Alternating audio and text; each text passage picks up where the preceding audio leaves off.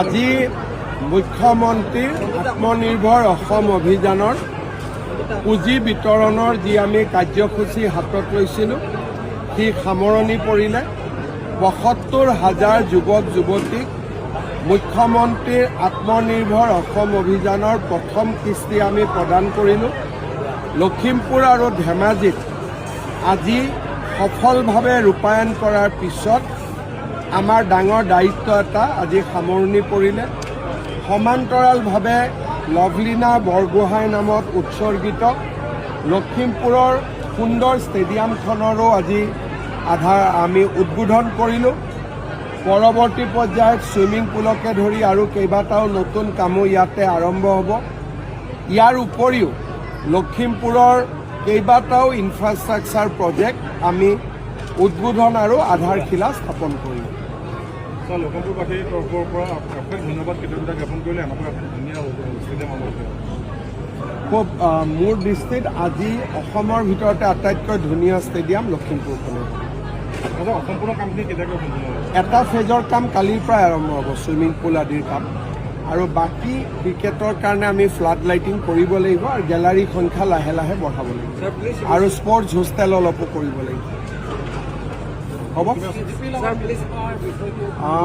লাহে লাহে আমি কৰিছোঁ। যোৱাকালি মোৰ ৰাভা যৌথ সংগ্ৰাম সমিতিৰ লগত মোটামুটি আমাৰ বুজাবুজি হৈয়ে গৈছে।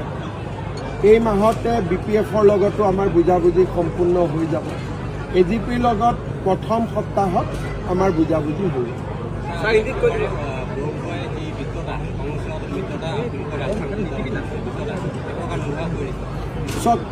তেওঁলোকৰ কথাটো মই ইমানেই কৈ আছোঁ, আপোনালোকেও অলপ ভাল কৰি বুজি চাব গোটেই কথা। এই মিত্ৰতাটো লখিমপুৰ, ধেমাজি, চিচিৰ বৰগাঁৱৰ কাৰণে তেওঁলোকৰ মাজত কাজিয়া লাগি থাকে। তেওঁলোকৰ মাজত কি চিটৰ কাৰণে কাজিয়া লাগি আছে? হিং, লাহৰীঘাট, দলগাঁও, জনিয়া। তাৰ মানে দিনে ৰাতিয়ে তেওঁলোকে কি কৈ আছে যে আমাক যি লাগে মিয়া চিট লাগে। আজিলৈকে ইমান নিৰ্লজ্জভাৱে মিয়া চিটৰ কাৰণে কাজিয়া পেচাল কৰা ৰাজনৈতিক দল অসমত নাছিল। আমি যেতিয়া কংগ্ৰেছতো আছিলোঁ, আমি যোৰহাট ডিব্ৰুগড়ৰ কথা কওঁ, জনিয়া বাগবৰৰ কথা এনেকৈ নকয়। প্ৰথমবাৰ কংগ্ৰেছ আৰু ৰাইজৰ দলে খোলাখুলিকৈ কাজিয়া কৰি আছে যে সেইকেইটা চিটহে আমাক লাগে। মই ভাল পালোহেঁতেন বোলে গুৱাহাটীৰ চিটৰ কাৰণে কাজিয়া লাগিছে, শিৱসাগৰৰ কাৰণে কাজিয়া লাগিছে, ডিব্ৰুগড়, লখিমপুৰ, ধেমাজিৰ কাৰণে কাজিয়া লাগিছে। তাৰমানে এই পাৰ্টিবিলাক এতিয়া কাৰ পাৰ্টি হৈ গ'ল? তেওঁলোকে কোন চিটত খেলিব খোজে আৰু তেওঁলোকে কাৰ কাৰণে কাম কৰিব খোজে, সৰুলি তেওঁলোক আজি এক্সপ'জ হৈ গৈছে। সেইকাৰণে এই কাজিয়াখন হোৱাৰ কাৰণে মই ভাল পাইছোঁ। আৰু নোহোৱা হ'লেও ৰিজাল্টৰ পিছতো আপোনালোকে গম পালেহেঁতেন যে তেওঁলোকে এতিয়া মূল নিবাসীৰ ভোট আৰু নাপায়।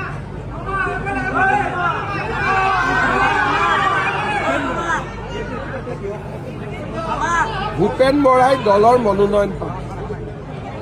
ক'ত পাব আমি ঠিক কৰা নাই, কিন্তু ভূপেন বৰাই নিৰ্বাচনত পদুমৰ ছবিত প্ৰতিদ্বন্দ্বিতা কৰিব। কোনো কতো মই যিটো ক'ম চব কৰ্মীয়ে সেইটোকে মানিব, ইয়াত একো বেলেগ কথা। আমি সকলোৱে জানে যে আমি এটা ব্যক্তিগত স্বাৰ্থৰ ওপৰত অসমখনক ৰক্ষা কৰিবৰ কাৰণে লাগি আছোঁ। সেইকাৰণে বিহপুৰীয়া হওক, ৰঙানদী হওক, মই আৰু দিলীপ শইকীয়াই নীতিন নবীনৰ অনুমোদন ক্ৰমে যিটোৱে সিদ্ধান্ত ল'ম সেইটোৱে সকলোৱে এটা শব্দও নোকোৱাকৈ মানিব। ক'তো নাই, কোনো বিদ্ৰোহ নাই। এইটো আপোনালোকে, মইতো চবকে লগ পাইছোঁ, মোকতো কোনেও কোৱা নাই। এইটো অলপ আপোনালোকে অলপ চেষ্টা কৰিছে যে বিদ্ৰোহ টাইপ এটা দেখা দিয়ক। ইয়াত কোনো বিদ্ৰোহ নাই। মইতো আশীৰ্বাদ যাত্ৰালৈ ইয়াত আহিম, কোনোতো বিদ্ৰোহ নাই। নাওবৈচা সমষ্টিটো আকৌ ভেঞ্চাৰ সমষ্টি হৈ থাকিব নেকি? কি পৰিকল্পনা? নাওবৈচা সমষ্টিত বিজেপিয়ে খেলিব, ভাল কৰি খেলিব। ৰঙানদীতো বিজেপিয়ে খেলিব, ভাল কৰি খেলিব।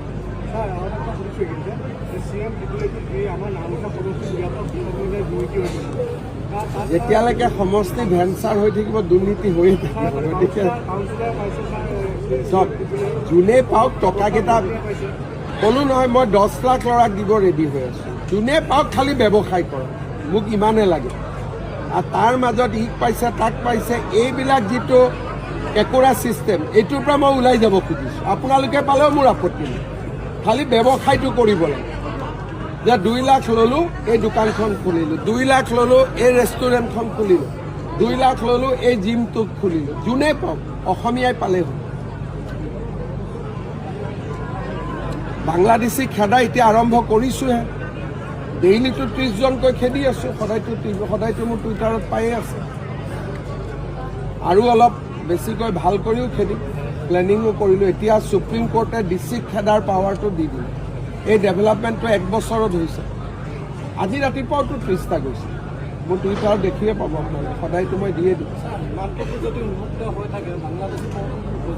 এইটো উন্মুক্ত দুখন দেশ, লখিমপুৰ ধেমাজিৰ মাজত আপুনি যিমানে বৰ্ডাৰ ফেন্সিং নকৰে কিয় মাটিত অলৰেডি গাঁত খান্দিটো সোমাবই পাৰে।